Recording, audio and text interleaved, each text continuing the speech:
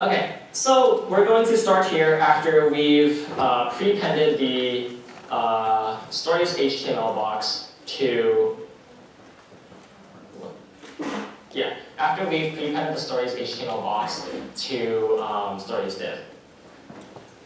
So the first thing we're going to want to do is we want to get all of the comments for the story. So we're actually going to just make another API request. So again, endpoint start. And this time we're going to be using the second endpoint, /API/comment. Now, this endpoint actually requires you to pass in the ID of the story along with it so that you can fetch that story's comments. And that goes under the parent field. And the parent's ID will be under current story _ID. And if you remember current story we just got from this for loop right here, because we're iterating through each of the stories. And we're going to write a success callback to take in the array of comments that are returned from the API. Cool. So comments array, again, is an array of JavaScript objects where each object represents a comment. So we're going to want to iterate through this.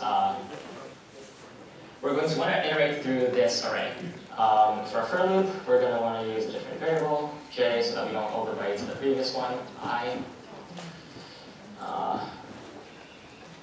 Comments array dot length, and then j plus plus.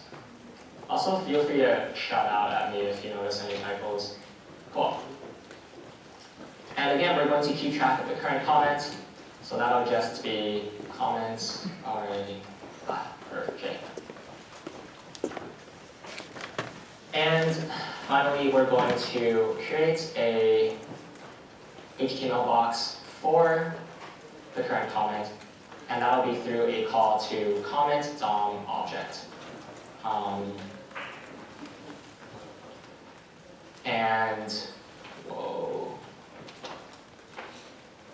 This is right, sorry. And this will be through a call to comment DOM object, and then you're going to pass in the current comment. Okay, so now let's actually fill in comment DOM object. It'll be a pretty similar process to creating story DOM object. But this time we're just going to want to copy the structure over here. And this one's a lot simpler to make, so I'm just going to do it. We're going to create the outside div. So let's call it the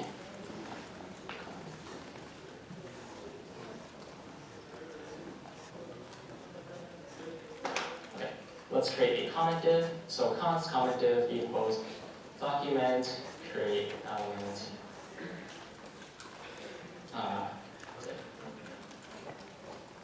And we're going to set the attribute of this div. Set attribute ID to be equal to comment JSON for ID. Again, this is to track the specific comments if we ever need to refer to them later. And the class name for the div is going to be comment and the attribute. Cool. Next, we're going to create the element to put the creator's name in. So this will be comment creator span. Document.create element. Again, this will be an A tag.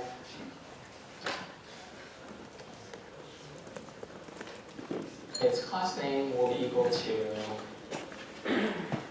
comment creator, and we're going to set its contents HTML to be equal to the comment object's creator name. And finally, we're going to append this to our original story div.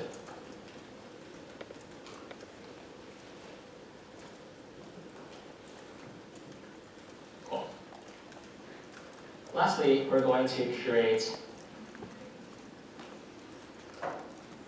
a span to contain the contents of the actual comment. So this will be a span element.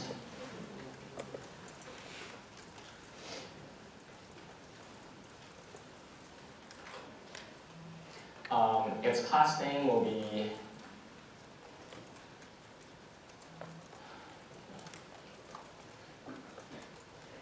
comments-content, and its contents will be this bar, if you remember, space in front of it, or on either side of it, and then plus the content from our comment object.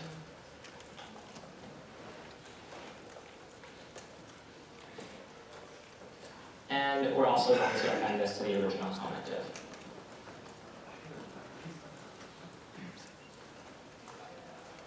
And finally, we're going to return the comment div. Thanks. Any questions about that? Okay, cool. Now that we filled out comment DOM object, we can think about adding comments to the stories. Before we can do that, though, we first have to fetch the appropriate stories comment box. And if you recall, the way we do that is we set up a special ID for each of the comment boxes in the stories. So, parent comment box. And that's just going to be equal to document.element by ID. And we're going to pass it the current comments parent plus, if you remember, we just appended dash comments to the end of it.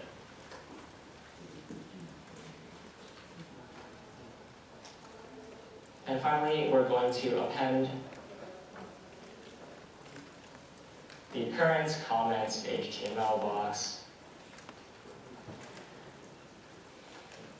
to this box. Any questions about that? So if I now refresh index.js, hopefully it'll display all of the comments, and it does. So we did it. Yay! Cool. If you guys want to get the completed code, that's at the complete branch. So just git reset -- hard and then git checkout complete. And you can just take a look at the code later.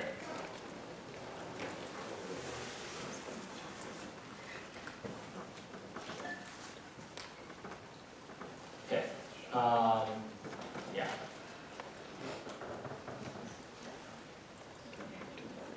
And here's a summary of what we did. I'm not going to read it, but it's going to go. Yeah.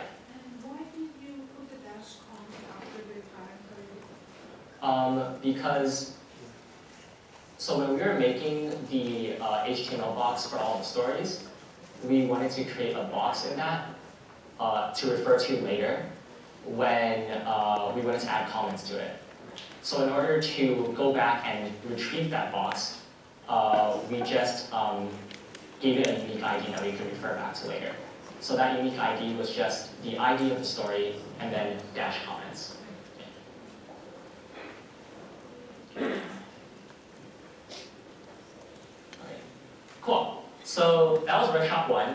I know that was kind of a struggle. This stuff is pretty difficult, but I promise you that after playing around with a lot of this stuff for an entire month, you'll get a lot better at it. Okay, and now we'll have Monday, who will take you guys through another workshop. I think you guys will be setting up a server with Node.js.